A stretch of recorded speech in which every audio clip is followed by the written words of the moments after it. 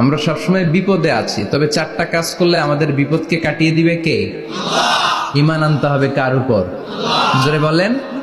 ঈমানের পথে অবিচল থেকে আমার মরণ যেন হয়।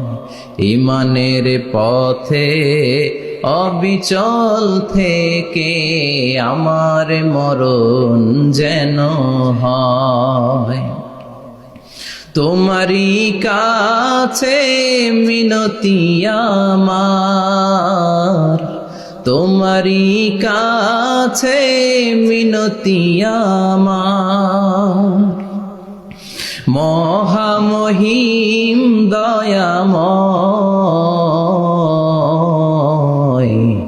ঈমানের পথে অবিচল থেকে আমার মরণ যেন হয়। পড়েন আমিন।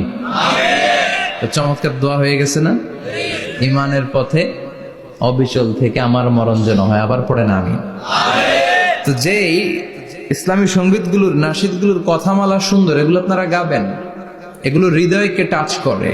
যেগুলো হৃদয় থেকে লেখা হয় এগুলো হৃদয়কে টাচ করে। যেগুলো হৃদয় দিয়ে বলা হয় এগুলো মানুষের অন্তরে যে টাচ করে, ঠিকই না?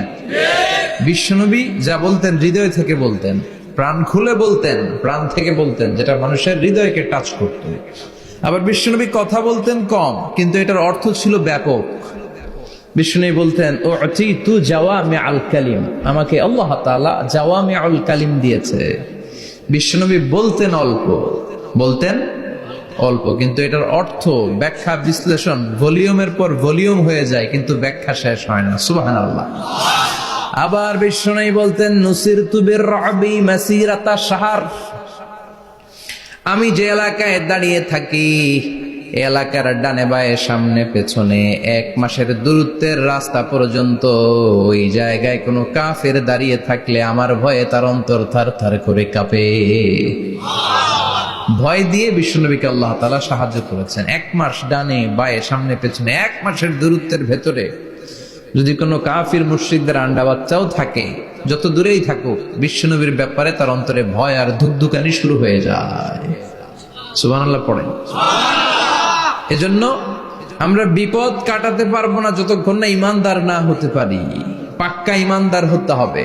ওয়ালা তালবিসু ঈমানাহুম বিযুলমিন, তোমাদের ঈমানকে জুলুমের সাথে মিশ্রিত করো না। জুলুম মানে শিরক, শিরকের সাথে আমাদের কোনো সম্পর্ক নাই। ঈমান হতে হবে পাক্কা ঈমান। ঈমানের সাথে যদি শিরক ঢুকে, ওটা কি পাক্কা ঈমান হয়?